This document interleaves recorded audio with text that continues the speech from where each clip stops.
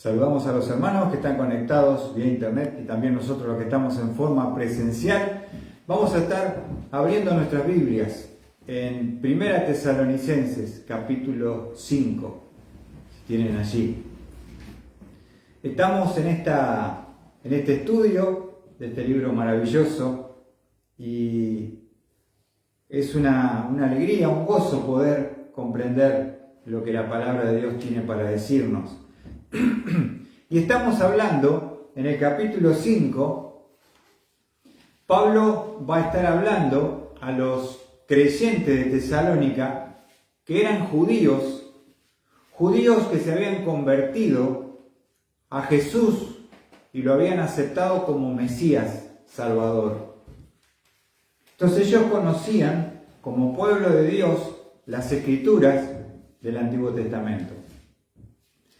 Y ellos tenían claro en su mente, como judíos, un evento que Pablo se los menciona, y dice versículo 1, ahora bien, hermanos, 1 Tesalonicenses 5:1, con respecto a los tiempos y a las épocas, no tenéis necesidad de que os escriba nada, porque vosotros mismos sabéis perfectamente que el día del Señor vendrá así como un ladrón en la noche. ¿Y qué va a empezar a desarrollar Pablo en el capítulo 5? Va a hablar acerca del día del Señor, que los judíos conocían. ¿Y a qué se refiere con el día del Señor? El día de Jehová, podemos conocerlo también de esa manera. Y habla de ese periodo en el cual Dios derramará sus juicios justos sobre este planeta Tierra. Va a ser terrible aquellos que se queden en ese tiempo que se llama el día del Señor. Y Pablo le dice, ustedes conocen bien como judíos lo que es ese evento. Pero él les va a mostrar que ellos no iban a ser parte de esa ira que va a ser derramada de Dios sobre este mundo, ¿se entiende? Justamente lo que Pablo les quiere aclarar. ¿Por qué? Porque les acaba de explicar en capítulo 4, versículo 13 al 18, no lo leemos, acerca del rapto de la iglesia. Dios va a venir para la iglesia y nos va a llevar al cielo. Pero aquellos que se quedarán para el juicio, la ira de Dios derramada sobre este planeta Tierra. ¿Se entiende? Entonces Pablo le va a decir, versículo 3, a forma de conocimiento, de información, cómo será ese tiempo futuro. Dice que cuando estén diciendo paz y seguridad, entonces la destrucción vendrá sobre ellos repentinamente, como dolores de parto a una mujer que está encinta, y no escaparán. O sea que cuando el Señor se va al cielo y se lleva a la iglesia, empieza acá el periodo y el día del Señor, donde empiezan los juicios de Dios a ser derramados sobre la tierra. Ahora, este falso Mesías que se va a levantar como líder mundial, el anticristo, ¿saben cuál va a ser su plataforma para que la gente lo siga y lo vean como el gran libertador? Él va a tener esta plataforma política, paz y seguridad. Y justamente la ONU, que es la Organización de Naciones Unidas, que tiene 193 países, es la organización más grande mundial, es la que se creó después de la Segunda Guerra Mundial. ¿Saben para qué? Para que permanezca paz y seguridad. Interesante, ¿no? ¿Cuál es el propósito de la ONU?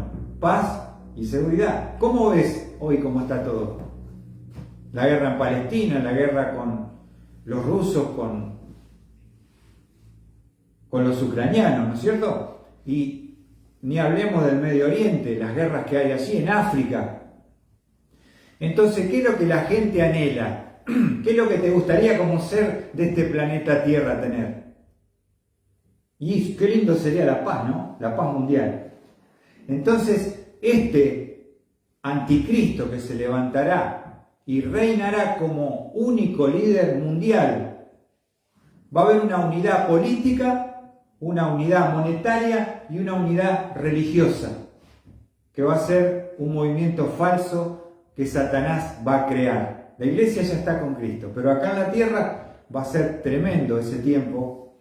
Y dice, y Pablo les va a aclarar, porque a ver si se entiende, lo del rapto de la iglesia, ¿ellos lo sabían? ¿O era un misterio que Dios había revelado? Sandra. El rapto, lo que Pablo les acaba de enseñar, inspirado por el Espíritu Santo, era un misterio en el Antiguo Testamento. Los judíos no tenían ni idea de este plan de la iglesia y del rapto.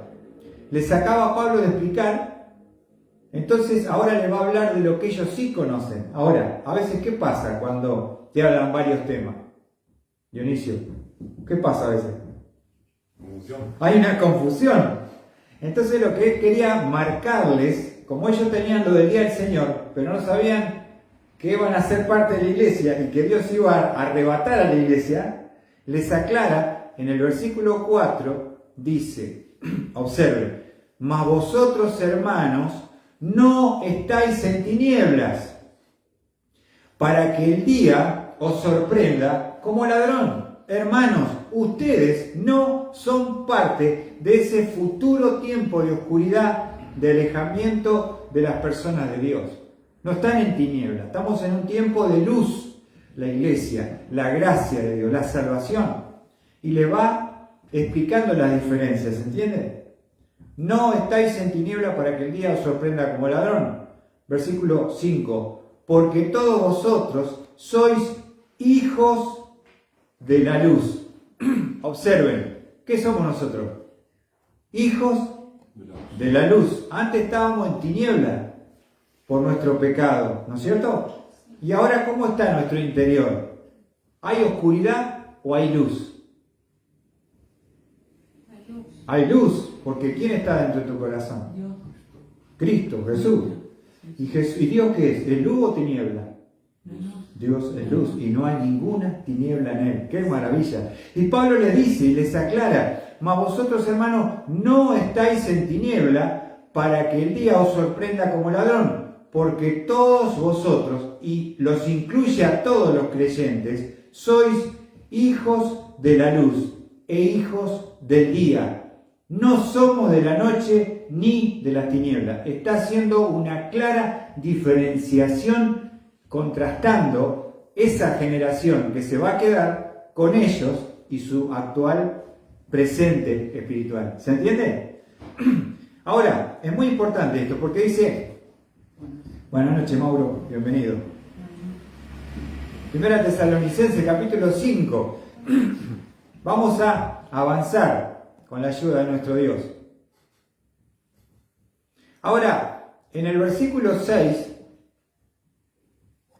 Pablo está utilizando el conocimiento que ellos tenían como judíos del día del Señor, que será futuro, pero ellos no van a estar, recuerden eso, y lo va a exhortar, ¿para qué? Versículo 6. Por tanto, ¿qué dice? No durmamos como los demás. No está hablando de dormirse físicamente. Viste que a veces qué feo cuando un predicador, te lo digo como predicador, estás predicando y le estás poniendo onda, ¿viste? Y ves que en la congregación hay un par ahí que están con el Señor, o sea, están ahí durmiendo. Te desanima, ¿no? Se ve que está buenísimo el tema, porque está... No, yo que la paz de Dios me descansa acá y me duermo. Ahora, no está hablando de un dormir físico, está hablando de un dormir espiritual, ¿no es cierto? Y dice Pablo, por tanto, ¿qué hacemos? No durmamos como los demás, sino estemos alerta y seamos sobrios.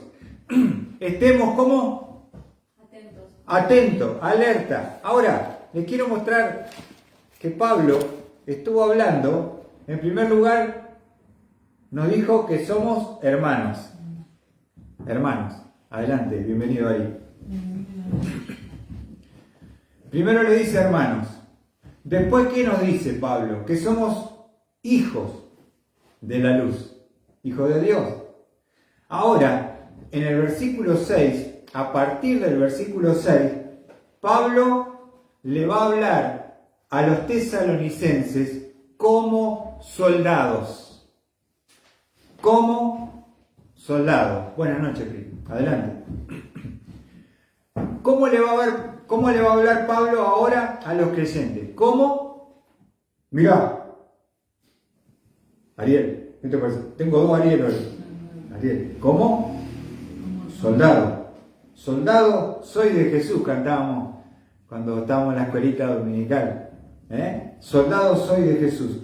Ahora, tú sabes, hermano, que aparte de ser hermano uno con otro, aparte de ser hijo de la luz, nosotros somos soldados. Ahora, ¿dónde dice eso? La palabra de Dios. Pablo nos va a hablar ahora como soldados. Segunda Timoteo, vamos a Segunda Timoteo, ahí cerquita nomás. Segunda Timoteo, capítulo 2, versículo 3 y 4. Hermanos, hijos, ahora soldados.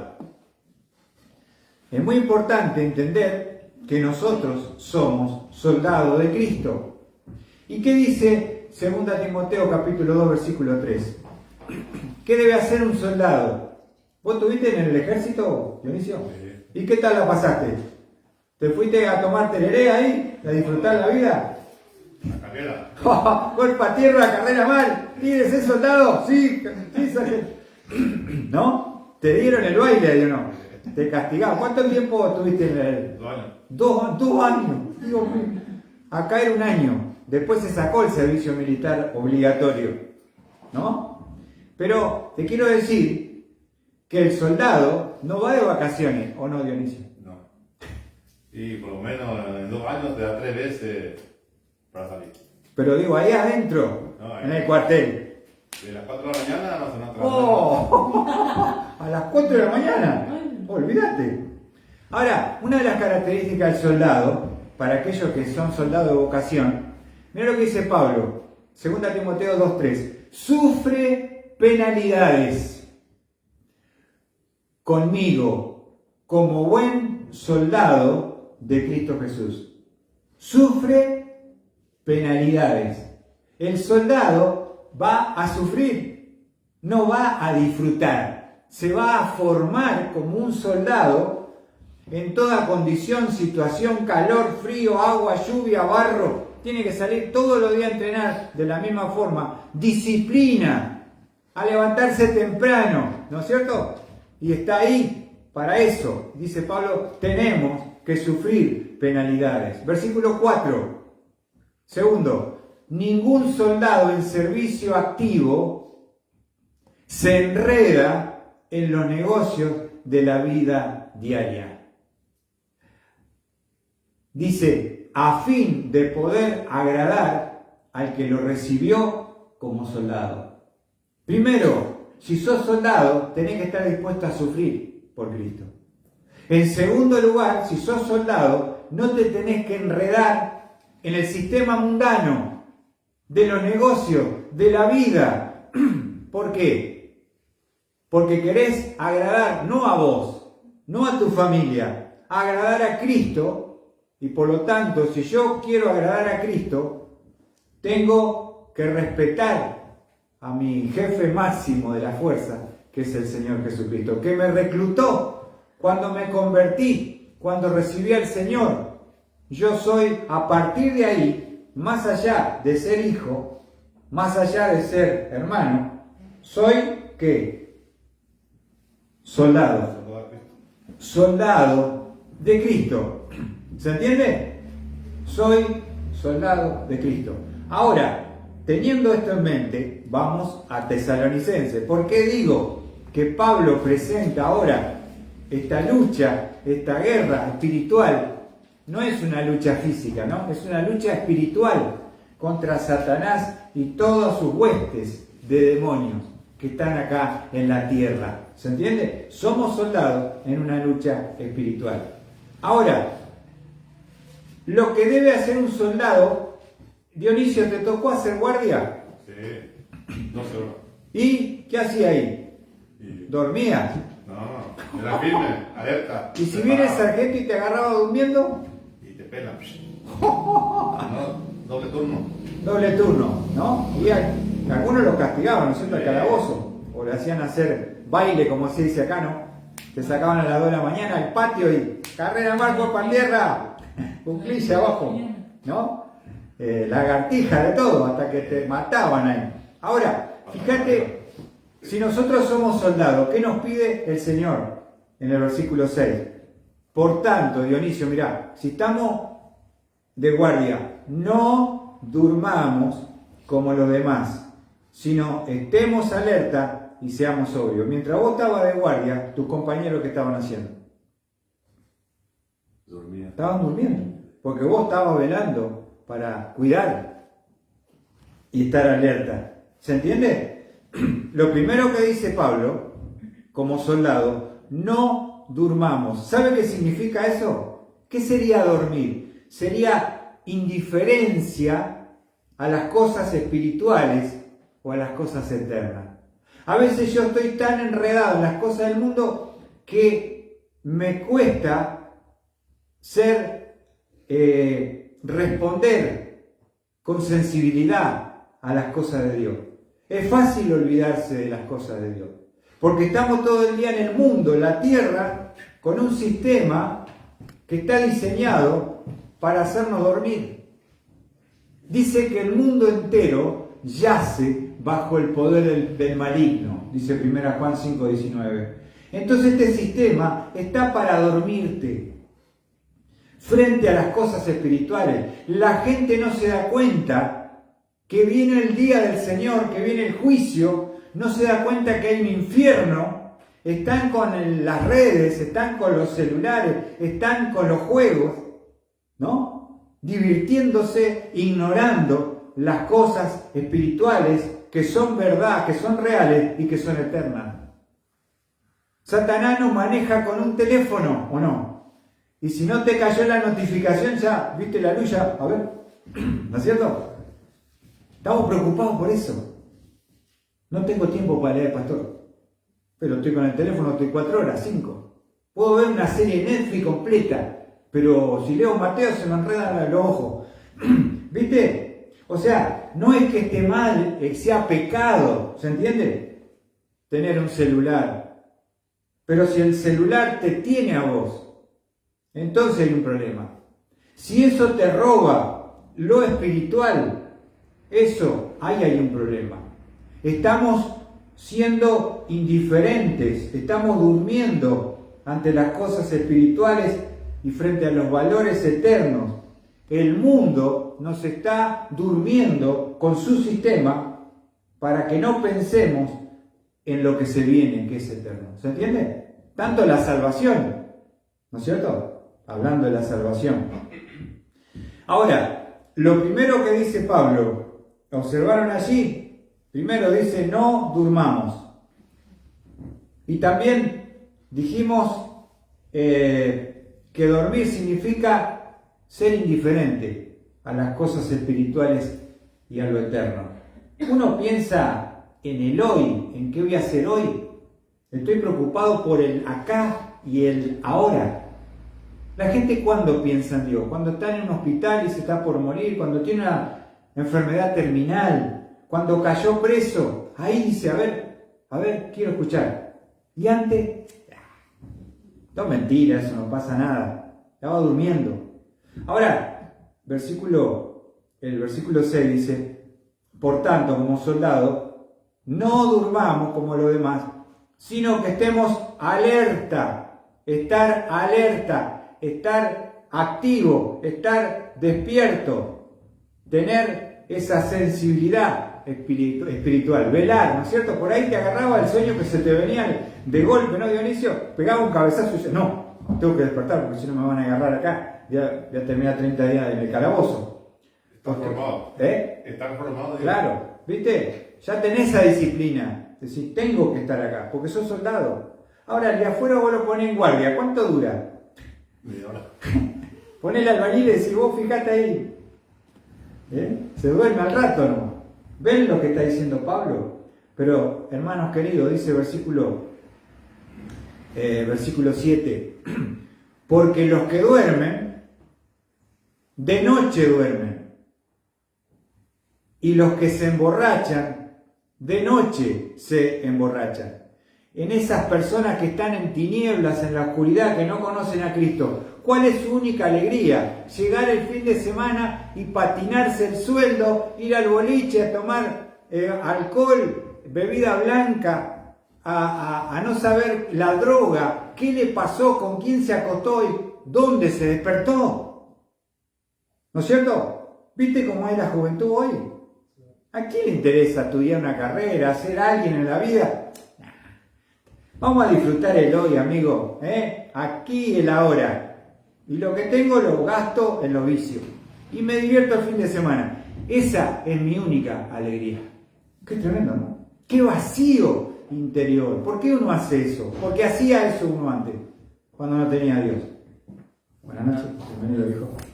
Eso pasa. Uno lo hacía porque no tenía vida. Uno lo hacía porque estaba perdido y vacío interiormente. Yo veo hoy la juventud y la adolescencia, cómo están involucrados en el alcoholismo, coma hepático de tomar bebida blanca, 13, 14, 15 años, los fin de año y las vacaciones, chicos muertos que se tiraron al mar, borrachos, y murieron ahogados. Yo no sé cómo ve la juventud. Está perdida. ¿Por qué? Porque no encuentran un sentido a la vida. Por eso el único que da vida es Cristo. Necesitamos tener a Cristo para tener ese vacío lleno con una fuente que salta para vida eterna. Y yo digo, no necesito tomar, no necesito la droga, no necesito la gran adrenalina para sentirme vivo. Estoy vivo porque tengo comunión con Dios, porque Cristo está en mí, porque tengo un futuro, porque tengo una esperanza. Pero el mundo que está perdido no lo tiene. Y vos lo ves desesperados, yendo como cordero al matadero. ¿Cuántos mueren, no?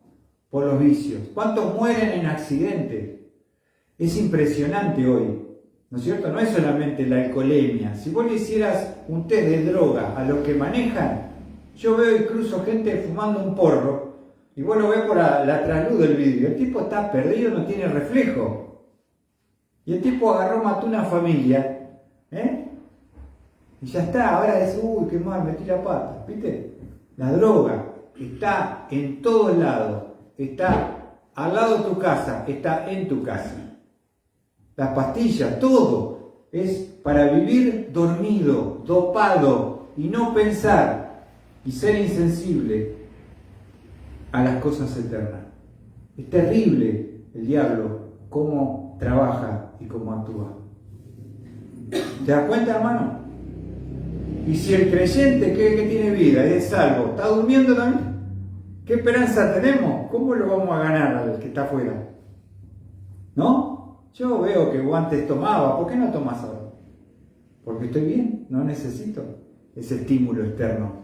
Estoy bien adentro. ¿Y qué caros son los vicios, Dionisio? ¿Cuánto sale un atado de cigarro? ¿Cuánto sale un... 4 o 5 mil pesos? ¿Cuánto sale un Fernando? ¿Viste? ¿Cuánto sale la droga? Vos podrías tener una casa, un auto. Me acuerdo cuando estaba con mi abuela viviendo en Entre Ríos, tenía unos libros ella, no eran muchos libros que tenía, y uno se llamaba la casa del cigarrillo, se llamó. Y contaba una historia de una persona que fumaba, y por 40 años dejó el vicio, fumaba mucho, y empezó a ahorrar ese dinero.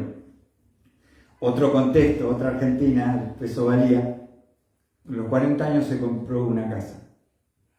Con lo que ahorró de 40 años de dejar el vicio.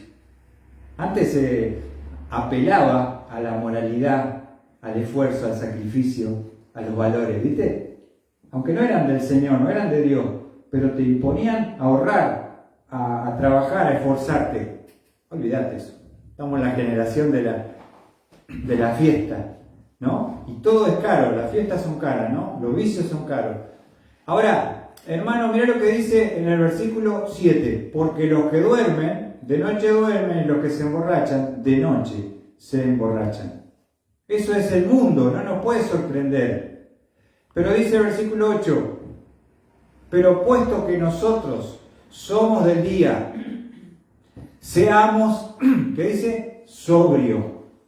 La palabra sobrio está hablando de libre de toda influencia de productos embriagantes. ¿Qué significa ser sobrio?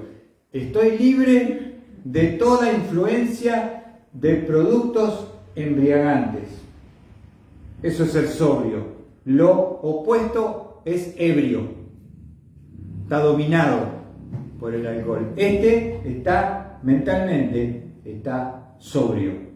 Entonces, hermano, como soldado, ¿cómo tengo que estar yo?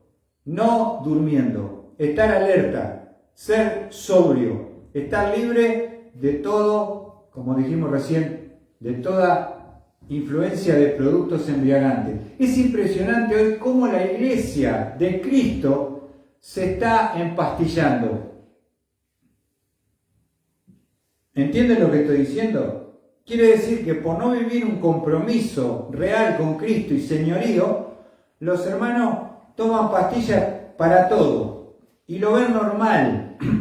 Dice, no estoy pudiendo dormir a la noche. Entonces voy al médico y le digo, doctor, mire, no pego un ojo. ¿Qué puedo hacer? Tomate esto. Así que tomo pastillas para dormir. Doctor, estoy medio entristecido adentro. ¿Y tomate este antidepresivo? Dale. O sea, entonces yo digo, ¿cómo puede ser que sea normal que las ovejas se empastillen? No están siendo sobrios. No estoy hablando de problemas físicos reales, ¿entienden? Estoy hablando de problemas del alma, que no se resuelven por falta de confesión, por falta de limpieza, por falta de vivir caminando con Cristo. Cuando uno está cerca de Dios, lleno de Él, no necesita en general nada de estas pastillas que te dan para todo tener una pastilla, ¿no? Entonces uno va cayendo, creyendo que es normal, que otros lo hacen y te aconseja, ¿viste? ¿No probaste? Te falta paz, hermano, por eso no puedes dormir. ¿Por qué no resolvés lo que te quita la paz y no te deja dormir? No una pastilla que te dopa y no te deja pensar. ¿Se entiende, hermano? Entonces estamos buscando una solución que te dopa, que no te deja estar sobrio. Cuando vos tenés que estar despierto, velando, sobrio, libre de todo estímulo, para poder entender las verdades eternas y también involucrándote en las cosas eternas. Porque a veces el dormir no solamente habla de la indiferencia e insensibilidad a las cosas de Dios, sino que eso también me lleva a no involucrarme. Yo no estoy haciendo nada para Dios tampoco. No estoy ofrendando, ¿no? De la plata que me da Él. No estoy dando nada. No estoy repartiendo folletos. No tengo que ser un pastor para servir.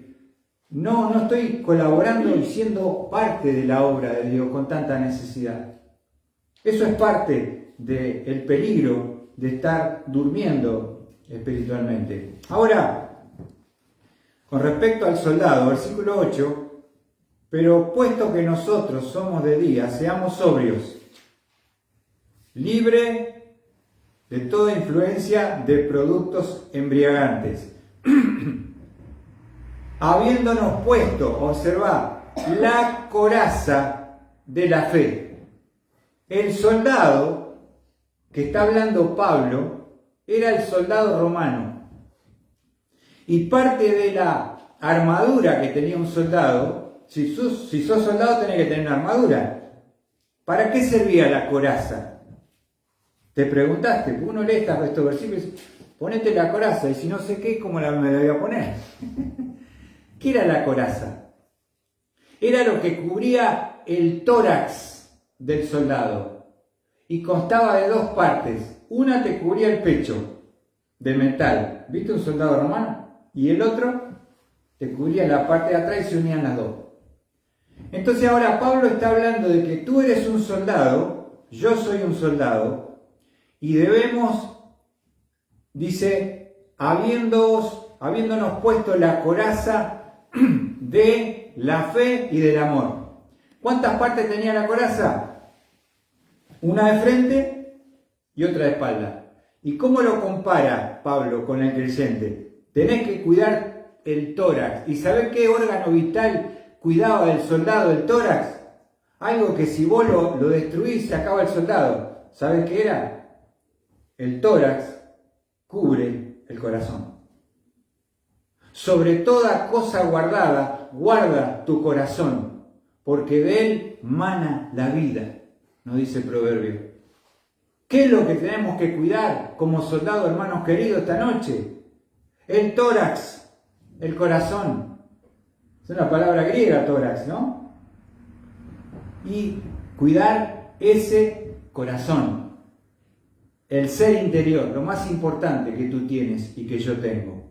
Ahora, qué lindo es poder entender cómo Pablo lo va comparando y nos va diciendo, vos sos soldado, perfecto, lo entendí. Ahora ponete la coraza. ¿Cómo es? Una parte es de fe. Esa fe significa firmeza, o sea, la fe es una firme persuasión, una convicción basada en el oído. Y te lo hablo muy sencillo. Vamos a un texto que se encuentra en Romanos capítulo 10. ¿Qué es un soldado sin fe? Está perdido, ¿no?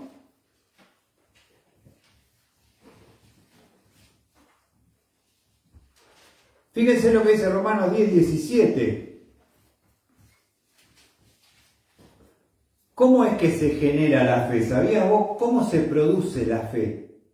El hecho de creer en algo, confiar. Bíblicamente, nos dice Romanos 10:17, así que la fe, fíjate cómo viene por el oír, y el oír por la palabra de Cristo. Si vos querés tener una fe firme, tenés que oír, ¿qué? La palabra de Cristo. Si tú no lees, si tú no escuchas, si tú no meditas en la palabra de Dios, tu fe va a ser débil. ¿Se entiende? Si quieres ser firme, ponerte bien la coraza de fe, tiene que ver con oír la palabra de Dios. Hoy tenemos la posibilidad de tener, si lo usamos bien, a una red o a una computadora, podemos tener un devocional. Yo tengo un devocional que lo comparto con casi 50 hermanos de distintos lugares, de distintas congregaciones. Algunos ni se congregan. Le comparto un devocional de la palabra, que ya viene todo explicado. Ni siquiera tenés que romperte la cabeza en entenderlo. Ya alguien lo explica. Puedo escuchar música en Spotify, música cristiana, que te anime, que te alienta, que te desafíe, que te fortalezca. Si no te gusta la BBN, escuchá el artista que te gusta en Spotify, si querés. Hay otra plataforma de YouTube también que se puede escuchar música. Yo participo como profesor, digamos, de un instituto bíblico que funciona por WhatsApp. Se llama IBEU. Vos recibís el WhatsApp, la materia de la Biblia, el tema que te gusta, gratis, y lo escuchás cuando vos podés. Vos te podés preparar gratuitamente por medio del WhatsApp. Depende cómo lo uses y para qué lo usás. Pero hoy tenemos videos de los mejores maestros del mundo en YouTube. También hay muchos apóstatas y herejes, ¿no? Tampoco tenés que cuidar de lo que ves en YouTube. Pero ¿se entiende? Tenemos los medios hoy para recibir la palabra de Dios y para que esa coraza de fe esté firme. Y la otra parte nos dice, una era, ¿se acuerdan? La fe. Y la otra, volviendo a Tesalonicenses, como soldado tenés que ponerte la coraza que cubre, protege tu corazón. Y nos dice las dos partes.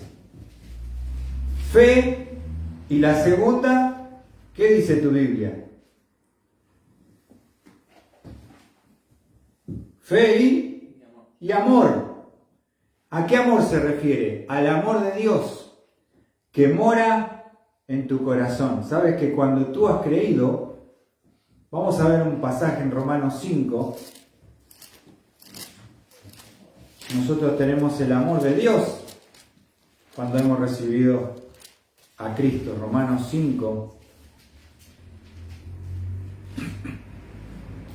Romanos 5:5. ¿Lo tienen allí?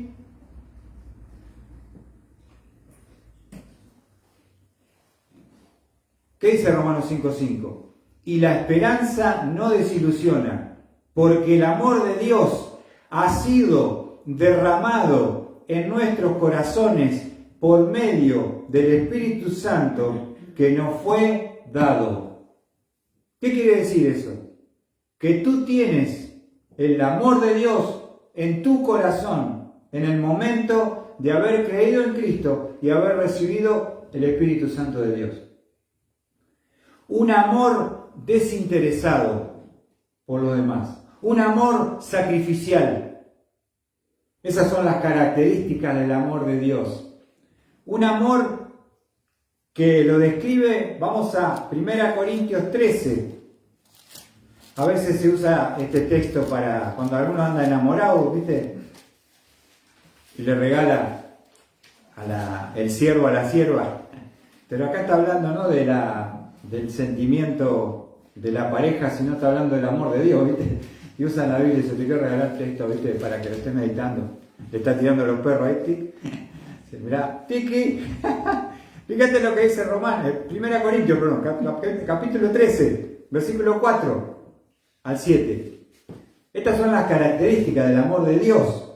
No tiene nada que ver con el amor de Fileos, no. El amor de la pareja. El amor es paciente, es bondadoso. El amor no tiene envidia, el amor no es jactancioso, no es arrogante, no se porta indecorosamente, no busca lo suyo, no se irrita, no toma en cuenta el mal recibido. No se regocija de la injusticia, sino que se alegra en la verdad. Todo lo sufre, todo lo cree, todo lo espera, todo lo soporta. El amor nunca deja de ser. Características de ese amor que tiene que estar activado en mi vida. Cuida tu corazón con la coraza. Colocate el frente, fe, y atrás, amor. El amor de Dios. Ahora, sigamos avanzando en el texto de Tesalonicenses. Como soldado, ¿qué me tengo que poner? La coraza. ¿Qué te cubre la coraza?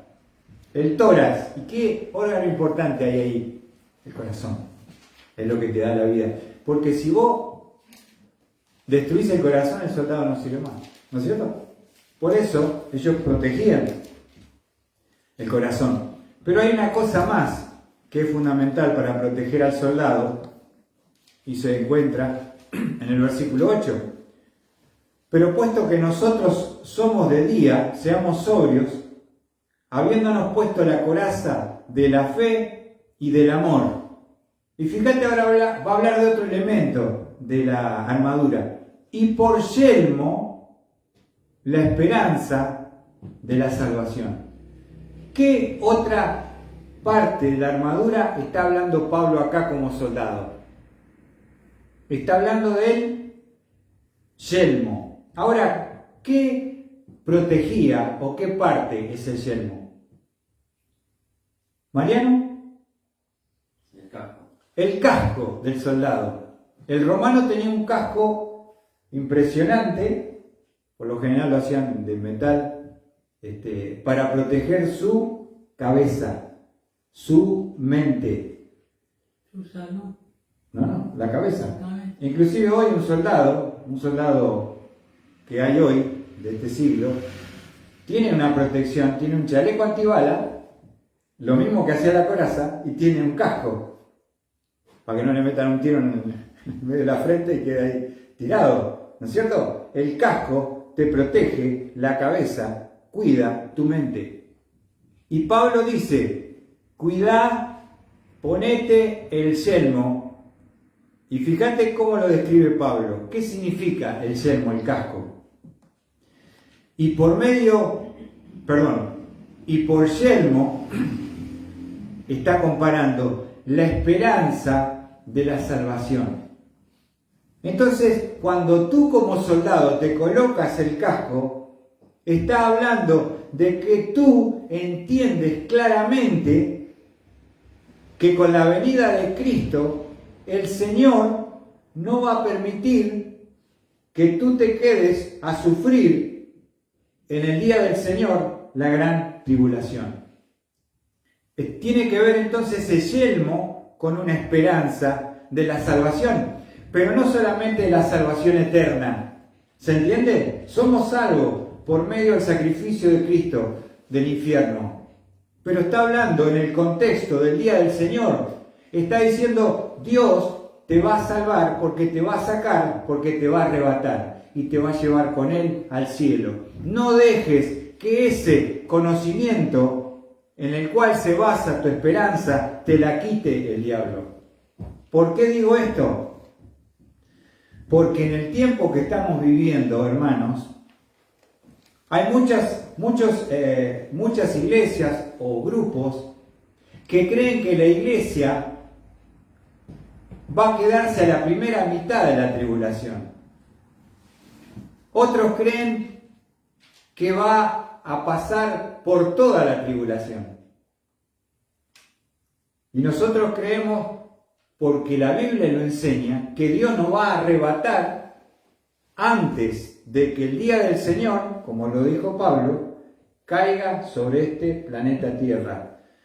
Entonces, tienes que cuidar tu casco, tu conocimiento, porque ese conocimiento que estamos viendo ahora es lo que te va a dar la confianza de la esperanza de la salvación. No solamente la salvación en los cielos eternos, sino la salvación de que no va a pasar la iglesia por la tribulación. Porque nos va a salvar el Señor, nos va a sacar antes que la ira de Dios sea derramada, ¿no? Y mira cómo lo aclara en el versículo 9. Porque no nos ha llamado Dios para ira. Lo vuelvo a decir. Porque no nos ha destinado Dios para ira. Marcalo en tu Biblia. Porque no nos ha destinado Dios para ira. ¿Qué está diciendo? Que Dios no ha destinado a la iglesia que Él rescató con su sangre para ese periodo de ira que vendrá sobre la tierra. Eso está diciendo Pablo. Tenés que quedarte tranquilo frente a todos los vientos de doctrinas que hay, posiciones con respecto a qué va a pasar con la iglesia. Tener el casco puesto del conocimiento y la convicción de que Dios, antes que desate su ira, se lleva a su amada iglesia a disfrutar la eternidad con Él. ¿Sabes por qué? Porque cuando Dios envió a su Hijo a la tierra y a la cruz, Dios derramó su ira sobre su Hijo. La ira que merecías vos, tu pecado y tu castigo, fue sobre Cristo. Por sus heridas hemos sido sanados, ¿se entiende? Entonces Dios podría mandar a la iglesia por la cual murió y Dios recibió la ira a su Hijo, dejarlo para que sufra la ira en la tierra. Fíjate, pensá, no.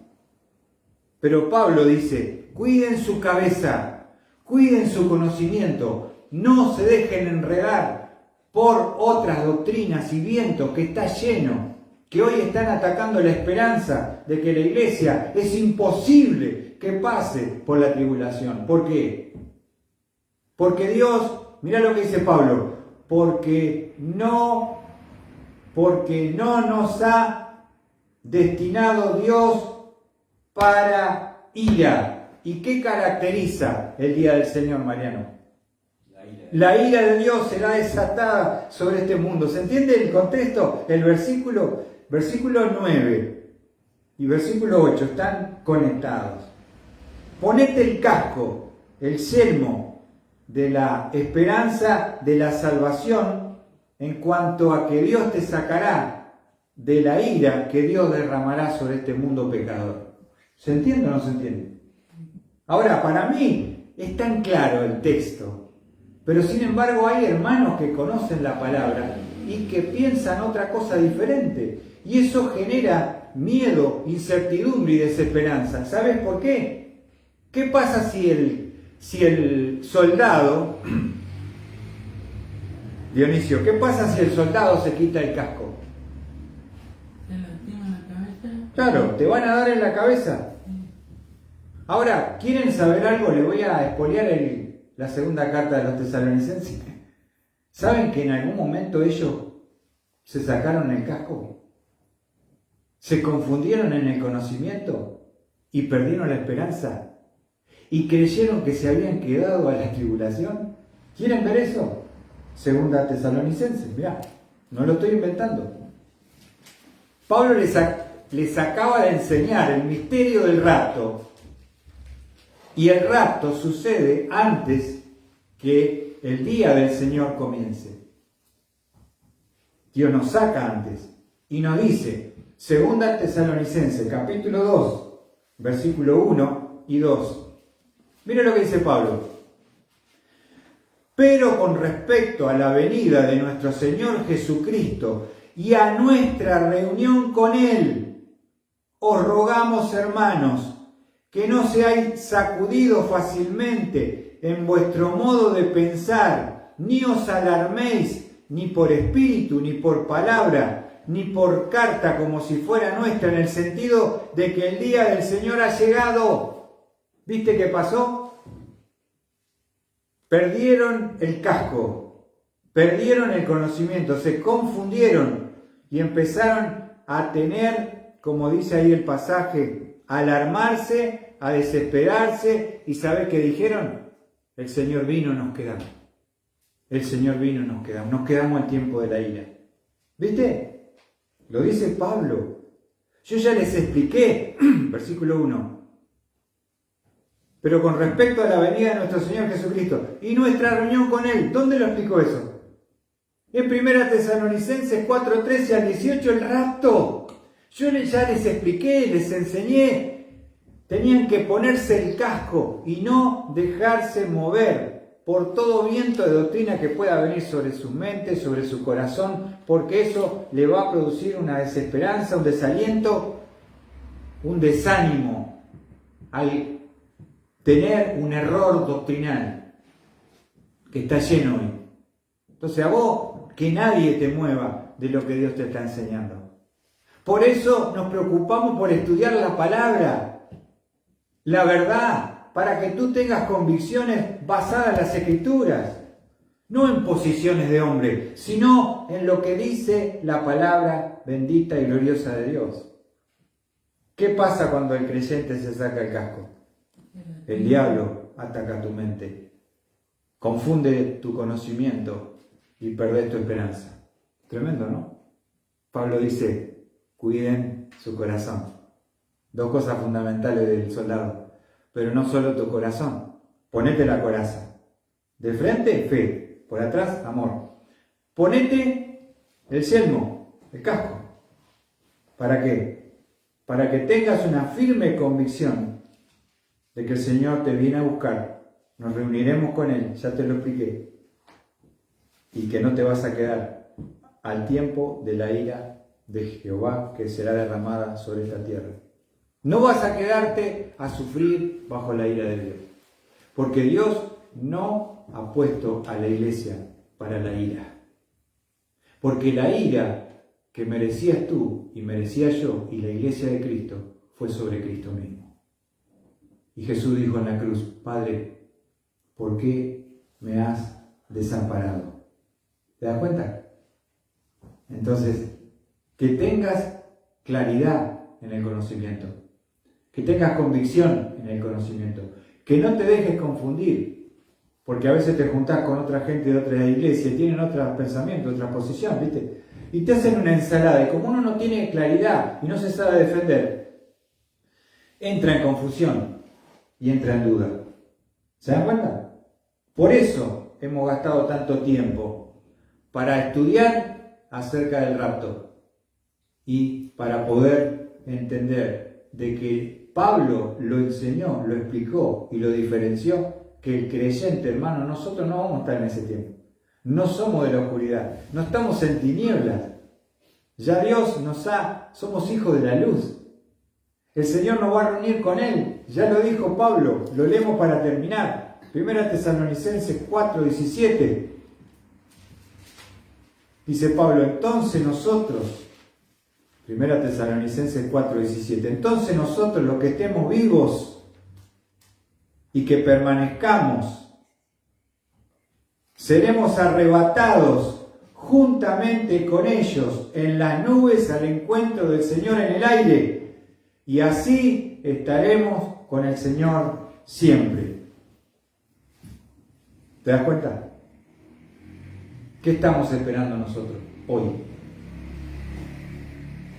¿El día del Señor? ¿O estamos esperando el arrebatamiento de la iglesia?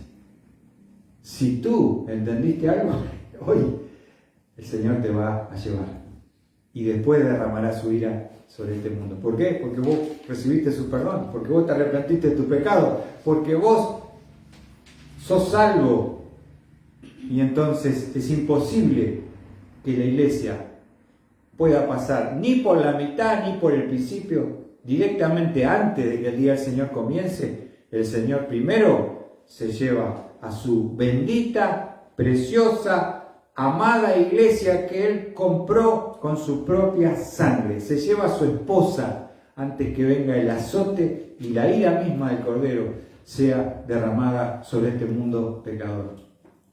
Que Dios bendiga su palabra, hermano, y que podamos tener este casco como soldado, esta convicción firme en nuestro corazón.